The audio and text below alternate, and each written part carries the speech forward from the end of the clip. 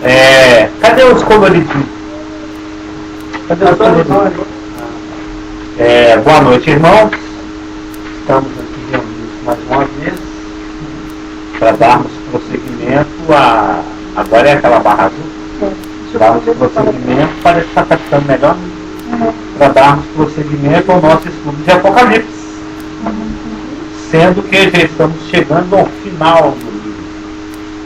Hoje, dia 16 de maio de 2013, segundo o calendário gregoriano, que foi uma reforma do calendário de Juliano, de Júlio César, e nós já estamos aqui no capítulo 20. Estamos no capítulo 20. Eu gostaria de reler a parte que nós já estudamos nas semanas anteriores e adentrarmos na parte final do capítulo, que são os versículos de 11 a 15, que são os versículos propriamente ditos do estudo de hoje. E no capítulo 20 de Apocalipse é dito o seguinte: então vi descer do céu um anjo. Tinha na mão a chave do abismo e uma grande corrente. Ele segurou o dragão, a antiga serpente, que é o diabo, Satanás, e o prendeu por 1000 anos. Lançou-o no abismo, fechou-o e pôs selo sobre ele, para que não mais enganasse as nações até que se completarem os 1000 anos. Depois disso, é necessário que ele seja solto pouco tempo. E também tronos. E nesses sentaram-se aqueles aos quais foi dada a autoridade de julgar, que de acordo com Mateus 19, 28, são os apóstolos.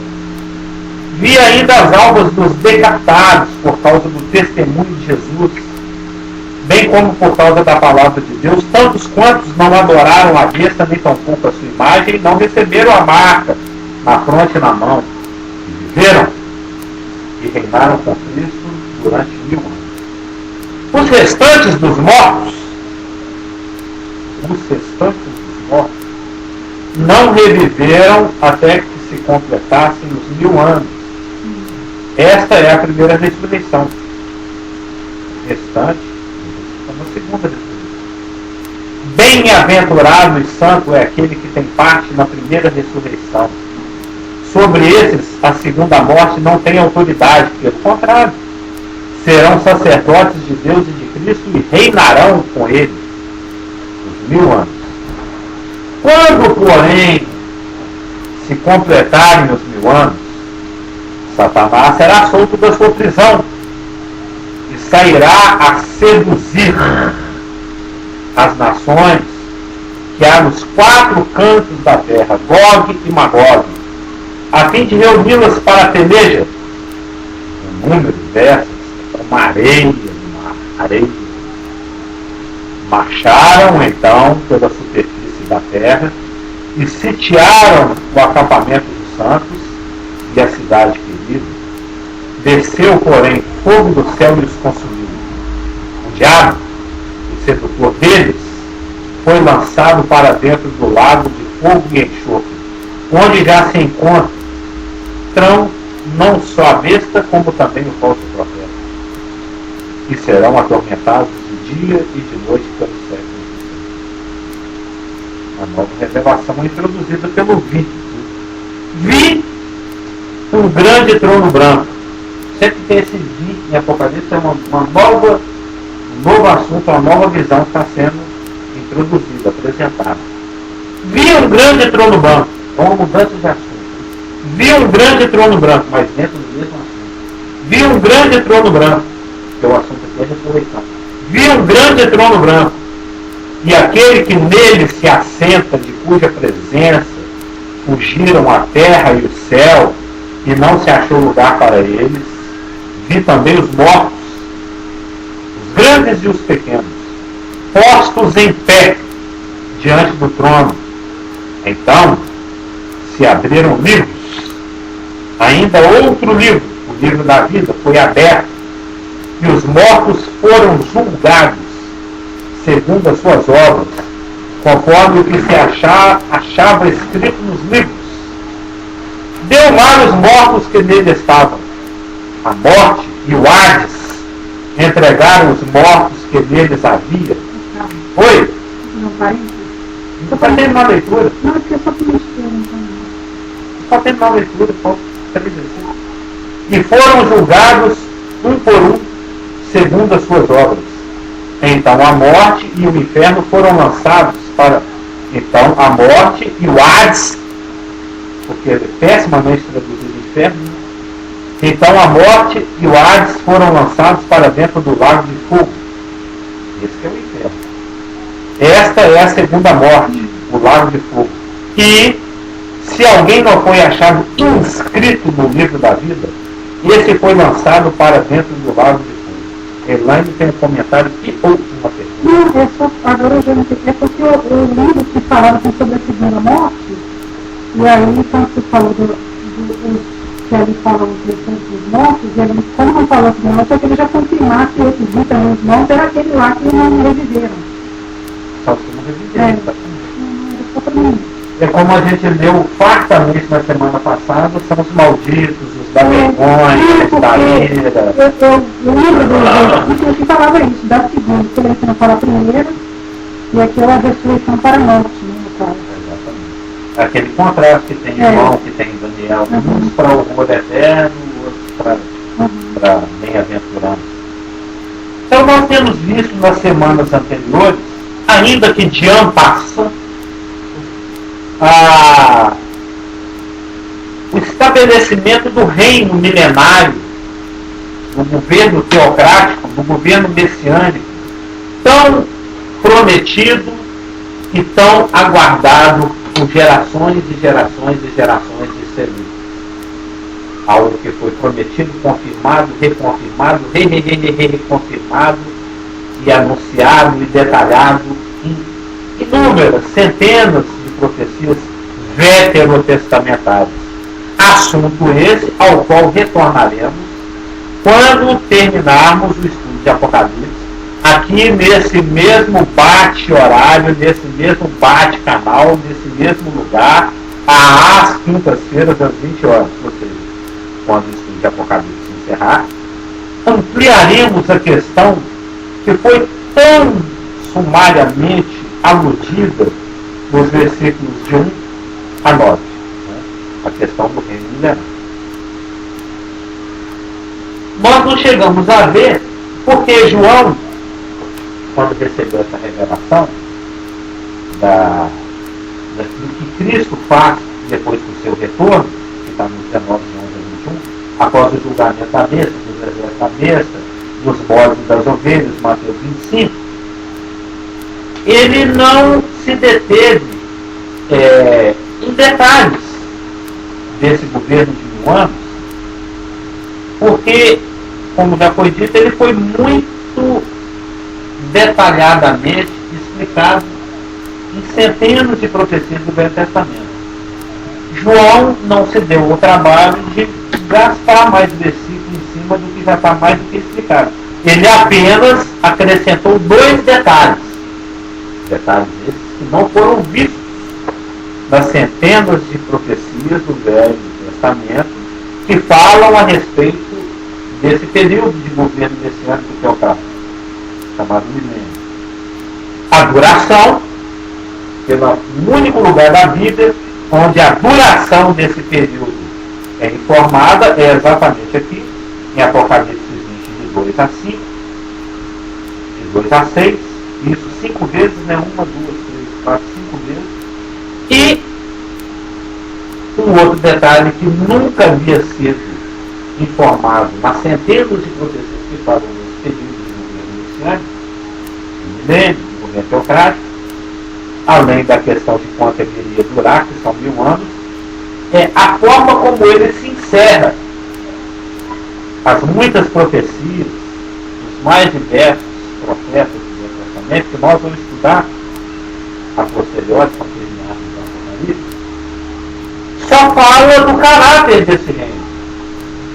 muita paz, muita justiça, muita igualdade social, longevidade, harmonia entre os povos, não vai haver guerra, as nações vão converter as suas espadas em arados, todos os fatores incitadores e multiplicadores do mal terão sido extirpados dos exércitos da besta, a própria besta e seu falso profeta.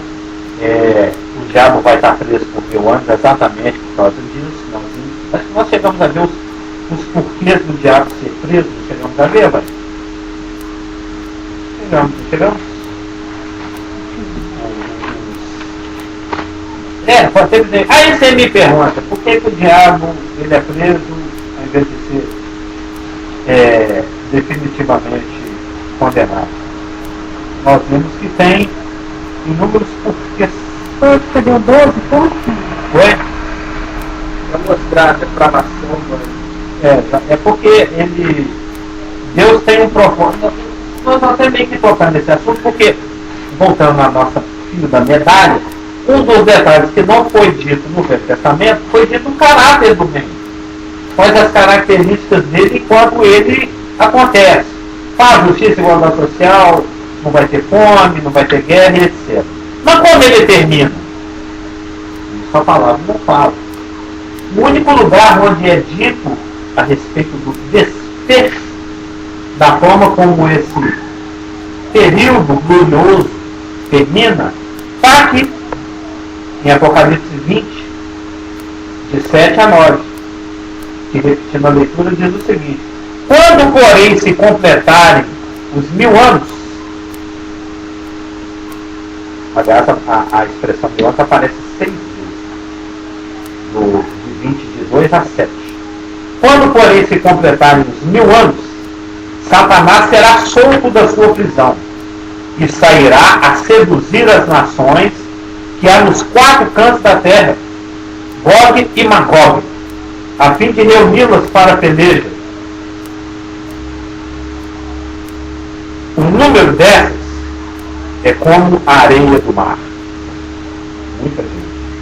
Marcharam então pela superfície da terra e sitiaram o acampamento dos santos e a cidade querida.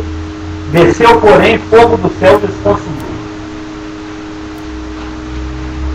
Eu me lembro que eu perguntei para a turma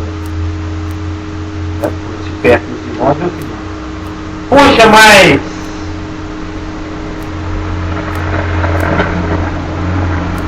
milênio é uma coisa tão boa, tanta coisa boa acontecendo, tudo aquilo que o homem demanda, que o povo unido jamais será vencido, vai a sua ser clamado, né? Tire, pá, roubar, todas as aspirações das sociedades respondidas. E no final do milênio, quando Satanás é solto, vai ter medo, vai ter gente ainda querendo reclamar? Vai. Porque, como a gente já viu, quando Cristo põe os seus pés na terra, após a sua volta universal, corporal e gloriosa, ele, acompanhado pela igreja e pelos seus anjos, reúne todos os sobreviventes da tribulação. Aqueles que foram perseguidos porque criam e os tatuados porque não criam. Todos aqueles que fizeram as suas opções, Cristo e o anticristo.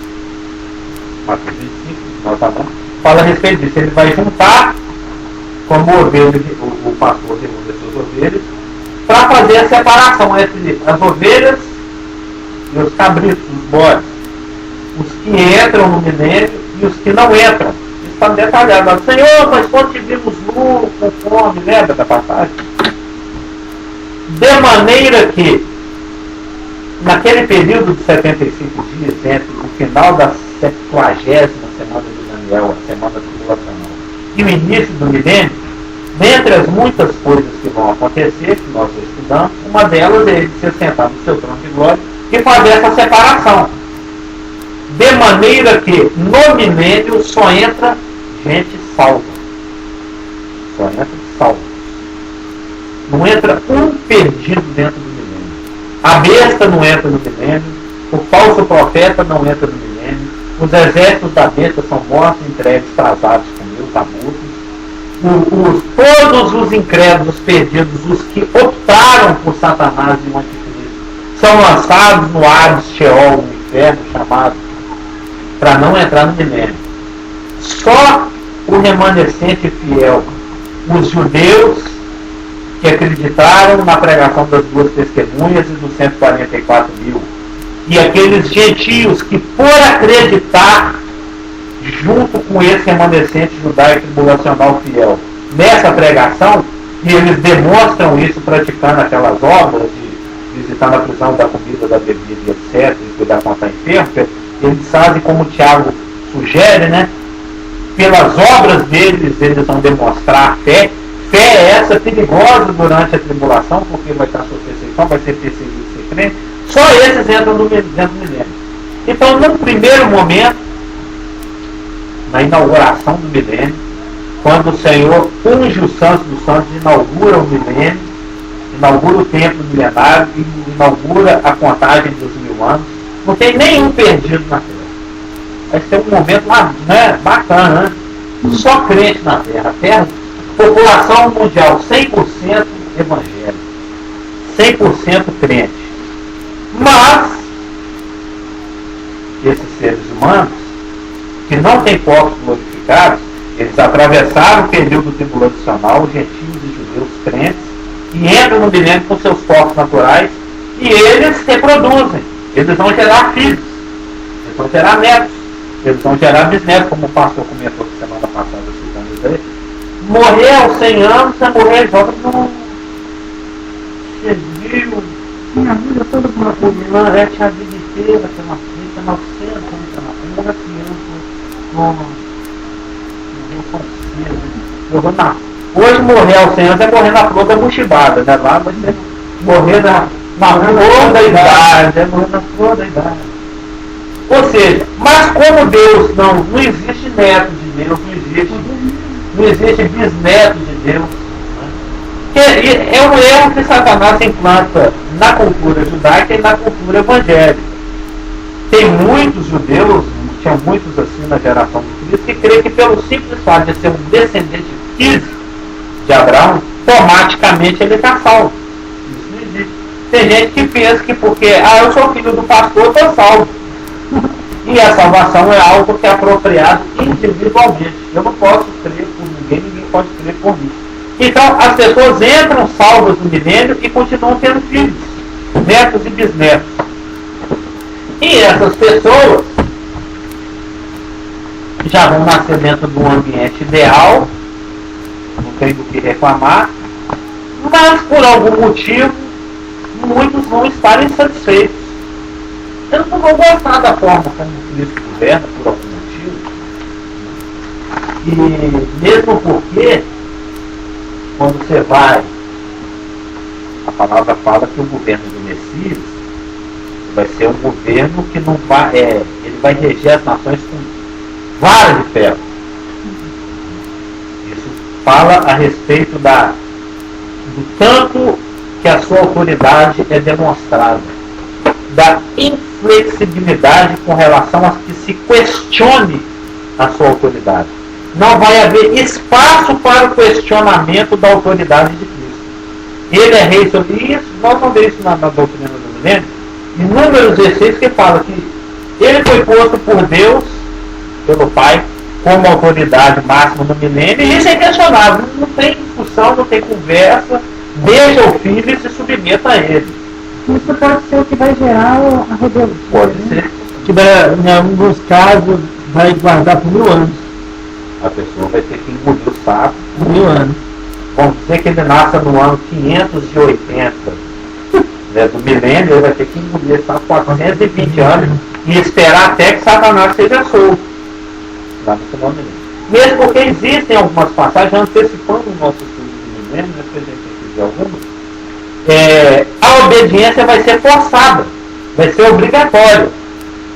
Quando a gente vai, por exemplo, em Zacarias, Zacarias 14, 16 a 19, diz o seguinte.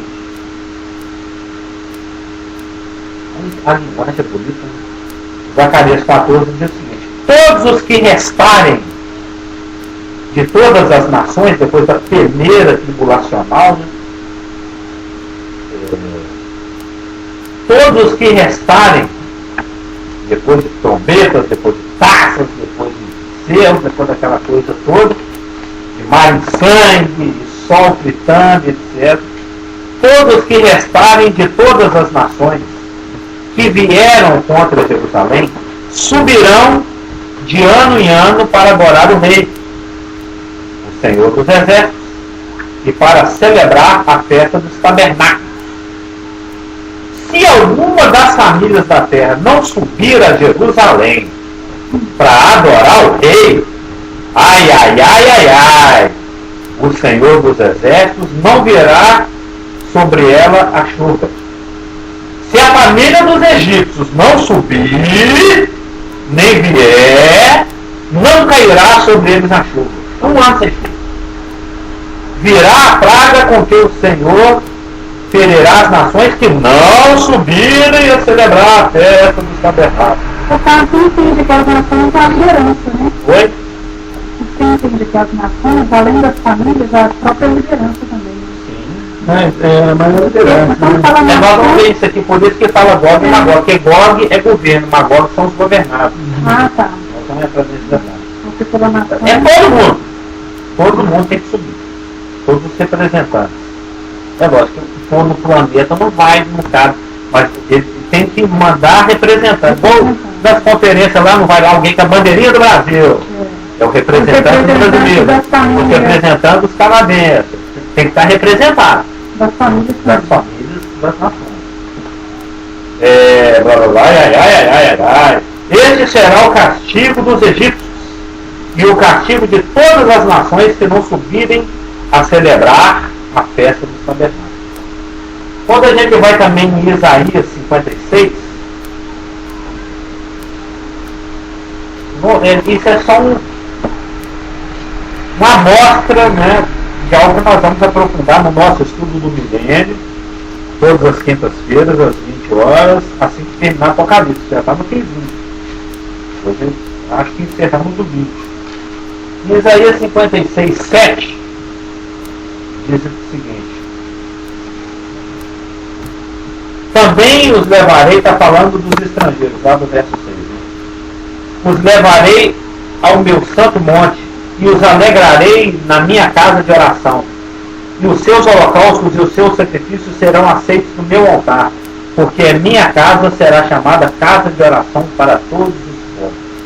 Ou seja, aquilo que foi prometido a Abraão, em que serão benditas todas as terras, pela instrumentalidade da nação de Israel, quem a gente aprendeu em Êxodo 19, que Deus chamou a nação de Israel para ser um reino de sacerdotes. O sacerdote é aquele que intermedia, né, entre o Senhor e o pecador. Então eles vão ser os intermediários, vão ser os mediadores, vão ser os sacerdotes que vão apresentar os sacrifícios que essas nações vão trazer anualmente para serem oferecidos como ofertas pacíficas ao Senhor durante e anualmente lá no milênio, nesse templo que vai ser reinaugurado e reconstruído. Por isso que ele vai ser chamado casa de oração para todos. Que é diferente o sacerdote do profeta. O profeta apresenta uma mensagem de Deus ao homem. O sacerdote apresenta o homem a Deus. Exatamente. Então é o contrário. O profeta anuncia a palavra de Deus ao homem. E o sacerdote apresenta o homem a Deus. São os dois lados da moeda. E em Isaías 66, 23 diz o seguinte: e será, Isaías 66, 23, 24, e será que de uma festa da lua nova, é o ano novo, né, a outra, e de um sábado a outro, virá toda a carne a adorar perante mim.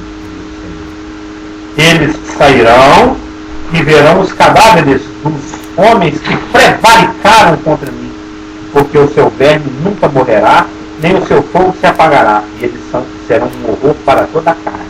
Nós vamos ver o milênio. Tem um versículo desse lá no Novo Testamento. Ah, você quer um hino.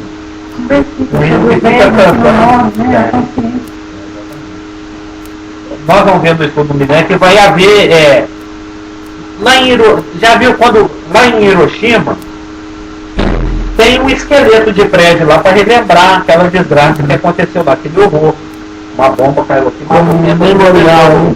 É um memorial, vai ter um memorial do horror no milênio também. Nós vamos ver isso. Eles vão passar por. Você veja antecipando e avisando para a turma que vai reunir no final do milênio. Isso é para dizer o seguinte, ir contra vírus não é nada. Porque vai ter um memorial, vai ter um esqueleto de prédio de Hiroshima. Não, mas eu me lembro, vou estudar o milênio. Como será a comunicação do milênio? Isso é um bom assunto. Porque hoje a gente tem toda essa tecnologia a dispor, todas as ferramentas disponíveis para nós, mas no milênio eu penso que vai ser um pouco diferente, então vai ser mais avançado ainda. O equipamento vai ser lá não. Às vezes é o Windows 1000. Não sabe mesmo. Não sei.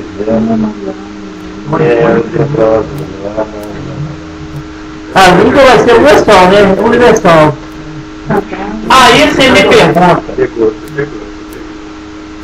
No milênio, os homens continuarão nascendo com a natureza pecaminosa. Tal como agora, ou em qualquer outra dispensação, né, vai haver filhos de pessoas que são salvas, mas que nascem com a natureza pecaminosa, porque isso é herdado.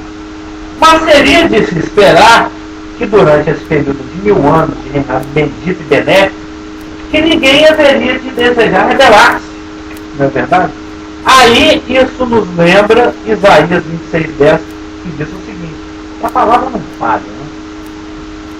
Ainda, Isaías 26:10 é uma das formas, é só pela inspiração do Espírito Santo, pela iluminação dele, para a gente entender como é que a coisa está tão boa e tem gente insatisfeita.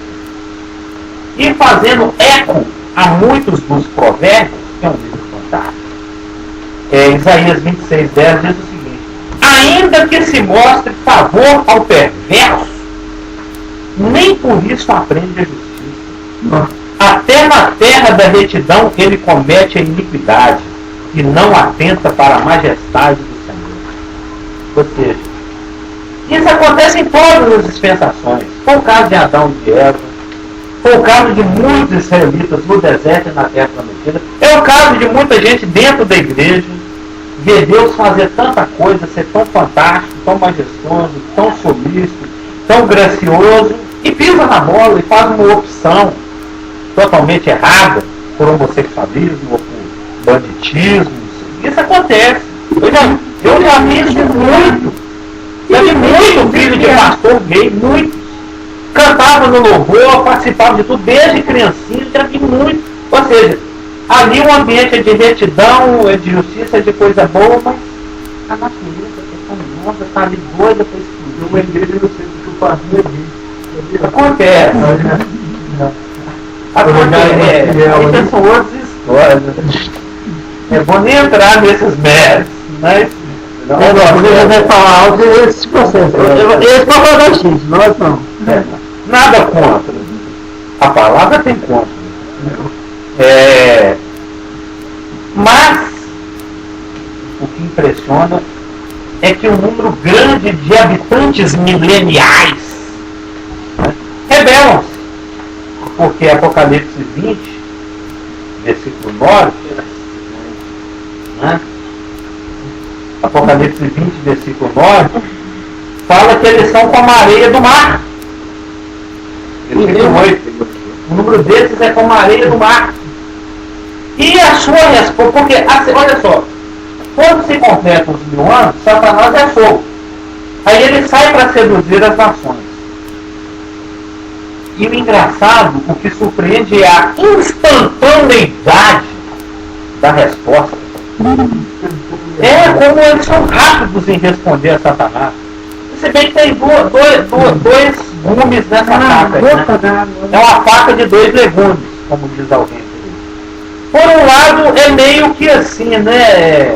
Vai ser fácil para Satanás, porque essas pessoas que já têm centenas de anos de idade e que viveram dentro de circunstâncias, vamos chamar de ideais, eles não têm vacina contra a tentação. Eles não são treinados a conviver com a tentação. Não vão ser tentados em aspecto nenhum. Por isso que a resposta é imediata. Vai ser bem fácil para Satanás. Mas ao mesmo tempo, porque nós vamos ver isso no estudo do milênio, o grau de consciência das ações no milênio vai ser muito maior do que em qualquer outra dispensação. Porque o Espírito Santo que hoje habita a igreja, e por causa das limitações que nós temos em função de ainda presente natureza pecaminosa, a tentação da carne, a tentação, a pressão do cosmos, Satanás, as horas, a luta espiritual que a gente estudou em Efésios, lá a gente fica dentro dessa militância. A carne milita contra o espírito contra a carne, e isso é mais limitado ainda em outras dispensações, mas no milênio não tem isso. No milênio, as pessoas estão totalmente expostas ao Espírito Santo. O conhecimento do Senhor vai encher a terra como as águas cobrem o mar. Não tem nada escondido, tudo é muito claro, muito óbvio. Pelo próprio discurso de Jesus Cristo em Mateus 5, 6 e 7, que é o discurso da situação daquele que vive no milênio, que aquilo não se aplica à igreja, aquilo era Cristo pregando o Evangelho do Reino e apresentando as condições do rei para a implantação do reino. Né? A igreja estava longe, nem plano B ainda nem tinha sido cogitado, ele estava ali no plano A, como diz o Rafael, em Mateus 5, 6 e 7. E, por exemplo, o que se diz para a igreja é irai-vos, mas não pequeis. Se você irá, não demora muito a acertar suas contas, não deixa o sol se pôr sobre a sua ira. No milênio é diferente, porque o grau de percepção, de consciência das coisas é tão mais amplo, iluminado e luminoso do que em outras circunstâncias, outras dispensações. Nem a ira é tolerada, a ira vai ser tratada como um homicídio. Esse é o assunto lá de Mateus 5. Então a exigência sobre os habitantes do milênio é maior porque o grau de percepção, de consciência, de iluminação e de Espírito Santância é maior. Entendeu? Por isso que, ainda que eles não tenham nenhuma experiência com a questão da tentação, mas eles têm uma percepção da vontade de Deus, da majestade de Deus, da santidade de Deus e do conhecimento de Deus, maior do que qualquer outra época. Então não tem desculpa. É interessante porque, como é um reino teocrático, Deus reinando na terra através de Jesus Cristo, Deus Filho, vai ser um reino próspero. Vai ter pobreza. Eu cometo crime porque eu não tenho o que fazer, eu vou roubar. Não tem isso, Milenio. Vai ser tudo perfeito. Então, quando terminar o milênio, aí vai provar o que está no coração. Pois se você está me roubando a fala, essa areia do mar, né, esse volume grande de pessoas que instantaneamente aderem à sedução de Satanás no final do milênio, é exatamente uma demonstração, confirmando a palavra de Deus, que o problema do homem não é externo. Não tem a ver com o meio em que ele vive. Não, eu roubo porque eu sou pobre. Eu roubo porque eu preciso. Né? Eu rebelo porque... Não tem porquê. A rebelião, o volume da rebelião no final do milênio concorda com a palavra de Deus, e por isso que Deus não lançou Satanás no lado do homem, reserva ele para essa tarefa final de demonstração da problemática humana, exatamente para mostrar que o problema do homem não é externo. Não tem a ver com o meio ambiente, não tem a ver com o contexto social, não tem a ver com anseio, com realizações, com privações. Pelo contrário, o problema dele é interior. A rebelião final do milênio é uma gigantesca demonstração de Jeremias. Enganoso é o coração e desesperadamente corrupto. É para demonstrar que o problema do homem é interior. Você não tem que reclamar, você não tem desculpa nenhuma. Você está rebelando aí de bobeira. É porque você quer. É porque a sua natureza clama por isso. Você é para demonstrar que o homem precisa ser regenerado.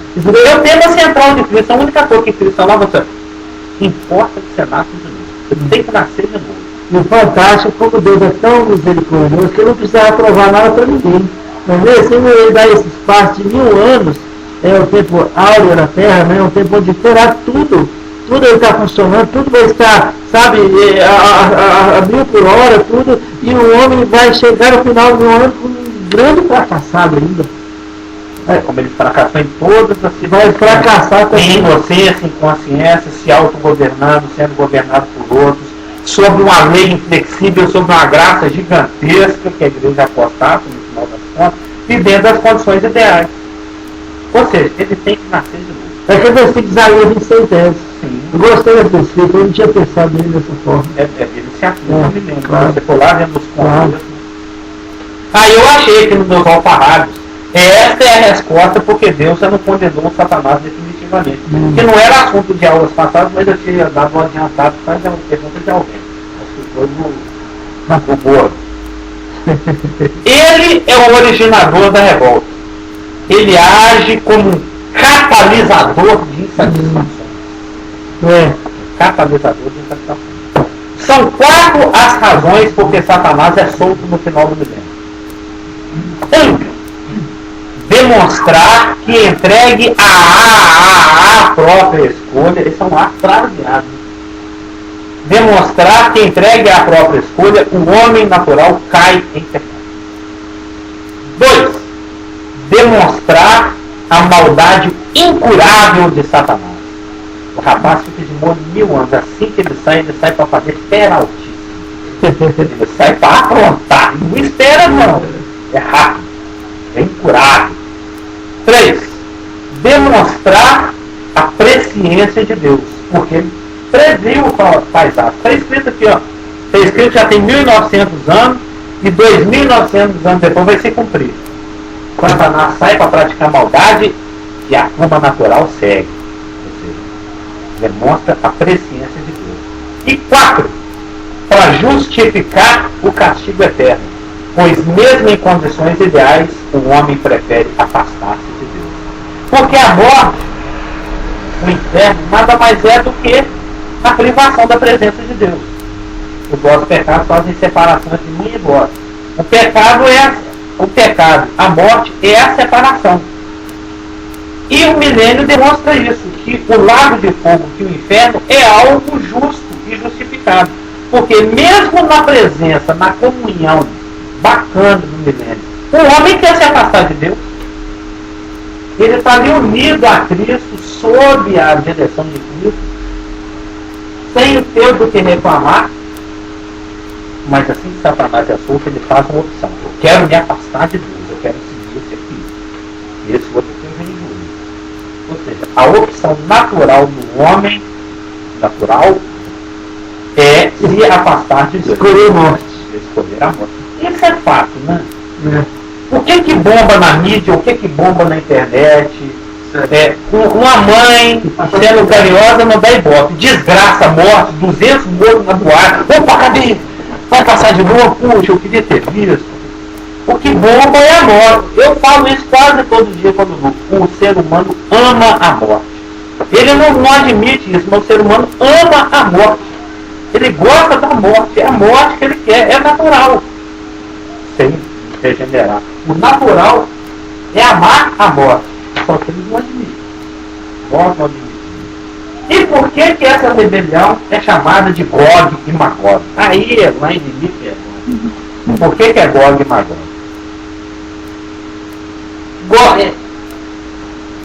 Gog e Magog, quando você vai lá nas tábuas das nações, como se diz, lá em Gênesis 10, lá em Gênesis, Noé saiu da arca, ele tinha 3 filhos, Sem, Cão e Jafé. E Jafé é aquele que se expandiu. A população mundial é predominantemente jafetita. É jafetita. Com exceção dos judeus que são sionistas. Não, é predominantemente. os povos equatoriais, vamos dizer assim, né? Do Egito para baixo, são camitas. E aqueles que habitavam originalmente lá na amorreus, os da Palestina antes de entrar. Então, os africanos são descendentes. Sim. Então, Cão, a palavra cão significa escurecido, de tez amelalinada, né? Sem significa nome. Tanto é que o judeu não fala Deus, ele fala Hashem, é o nome, aquele que tem o nome. Shem é nome, porque Sem seria aquele que conduziria o nome. Os povos semitas, eles são predominantemente religiosos. Os babilônios, os assírios, assírios, se não me engano, não, os assírios, exatamente. Todos aqueles povos idólatras da antiguidade são semitas. Israel é descendente de Sem. Os povos islâmicos são semitas, ou seja, a vocação semítica é religiosa. E a vocação jafetita é política, é de dominação. Jafé, ele se expandiu. Um grupo de famílias de Jafé foi para o noroeste, em direção à Ásia Menor da Europa, eles formaram os europeus, e uma outra banda foi para o sudeste, em direção ao rio Indo, né, que é a Índia. Depois se expandiram para a China, aqueles povos todos lá. Tanto é que os indianos e os alemães vêm de uma mesma família. A própria linguajar, né, quando você estuda em onomástica, tem uma parte só de onomástica no meu computador. Quando você estuda a formação das línguas, o principal tronco linguístico mundial é o indo-ariano, que é a mesma raiz de onde brotaram as línguas do Oriente e as línguas europeias, que depois se expandiu para as Américas. Então Jafé realmente se expandiu. Jafé significa expansão. E dos filhos de Jafé, quando você vê lá em Gênesis 10:2, nós temos aqui Gomer, Magog, Madai, Javã, Tubal, Meseque e Tiras. Aí vai. Ou seja, os povos, dentre os 90%, 70% dos povos do globo, né? Dentre eles, os povos caucasianos são os povos que têm ali da Europa Oriental avançando para as estepes, né? Os russos, os ucranianos, os búlgaros, aquela turma toda ali, é a turma do Gog, do Magog, do Meseque, do Tubal e de Tiras. É esse grupo aí, ó, do Cáucaso. Ô Carlos, mas no Oriente tem um povo semita também, porque eu não sei qual deles são, porque... Não, ali está meio misturado, porque ali é a transição, ali é o ponto de encontro de semita com camita. Que um descendente de Abraão foi para o Oriente. Sim. Um descendente de Abraão. Não, esses limites eles não são inflexíveis. Existe miscigenação. Mas predominantemente, até antes da queda da União Soviética, o segundo lugar do mundo onde mais tinha judeu era na antiga União Soviética. Tanto é que assim que caiu em 89, Gorbachev fez a perestroika, né? Milhões de judeus migraram para a Terra Prometida, fugindo daquelas condições. O primeiro-ministro de Israel, Benjamin Netanyahu, ele é descendente russo. Isso inclusive tem nome. Tem os sheparditas, o Ázaro, tem para cada lugar de onde vem o judeu tem um tita, tem uma espécie, Zepatita, Mapatita, o idioma que eles, o russo que foi lá é hebraico, o russo, tem o Yiddish. Yiddish é uma mistura meio que de alemão com eu falei para judeu e Yiddish. Não é hebraico, para aprender um dialeto hebraico. Então, existem nas escrituras duas rebeliões denominadas de rebeliões de Gog e Magog. Uma delas, conforme descrito em Ezequiel 38 e 39, acontece no meio da tribulação. Acontece no meio da tribulação. Lá, ao final dos 3 anos e meio iniciais. que cria aquele vácuo político, lembra? Que é explorado pelo anticristo, que é o que alavanca a carreira do príncipe romano. Ele deixa de ser um líder europeu e passa a ser um líder mundial, global. Por N fatores, né, um é uma coisa mais limitada, outro é uma coisa mais global, uma acontece na tribulação, o outro no final do milênio. Essa rebelião de Gog e Magog é uma outra rebelião distinta daquela descrita em Ezequiel 31 e 31. E por que então que ele é chamado de Gog e Magog? Porque quando o irmão vai lá em Ezequiel, por vários fatores, 3 fatores, em 3 porquês dessa rebelião final do milênio ser chamada de Gog e Magog. Você falou que era distinto de... Daquela rebelião midi-tribulacional, que está escrito em Ezequiel 38 e 39. Você está usando o mesmo nome que você está querendo dizer que é o mesmo estilo de batalha. Não, por causa das 3 coisas que eu vou enumerar aqui. Tá. Uma delas é o estilo de batalha. Que estilo de batalha é esse? Sem conflito. Guerra Fria. Não é nem guerra fria. É uma guerra sumária. É uma guerra onde todo mundo se prepara para brigar e morre. Mas a gente brigar não. Tá. Eles são executados sumariamente por Deus. Porque Gog e Magog, esses povos descendentes de Jafé que habitam lá na Rússia, etc., eles descem no meio da tribulação para instigar o príncipe romano que protege Israel. E quando eles estão já nas montanhas de Israel para avançar, chove pedra na cabeça deles e eles morrem. Ou seja, é uma guerra sem batalha. É uma guerra sumária. Um dos porquês de a rebelião do fim do milênio ser chamada de Gog e Magog é porque há semelhança no conflito, ou da pretensão de conflito que vai acontecer no meio da tribulação, não vai haver batalha.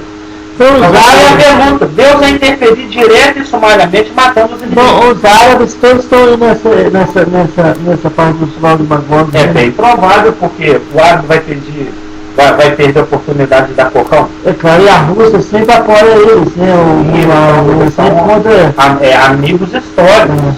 o Reino Norte, né? E isso, a gente até outro dia, numa das nossas preleções aqui, nós falamos que todas as batalhas de Israel sempre existe, quando Deus luta a favor de Israel, tem uma intervenção no sentido de favor. Isso aconteceu agora, poucos dias atrás, há 36 anos atrás, Israel fez aniversário desses dias, A Guerra dos 6 Dias? Não, essa foi em 67. Foi a guerra do Yom Kippur, em 73. Em setembro de 73. Por quê? É meio que foi uma guerra meio suja por parte do árabe, porque eles sabiam o seguinte: o dia do Yom Kippur é o dia mais sagrado do ano. Os não trabalham. No calendário judaico. Yom é dia e Kippur é cobertura. É o dia é o dia no qual o sumo sacerdote deveria estar fazendo sacrifício pela nação lá dentro do santo dos santos do templo, que eles não têm ainda.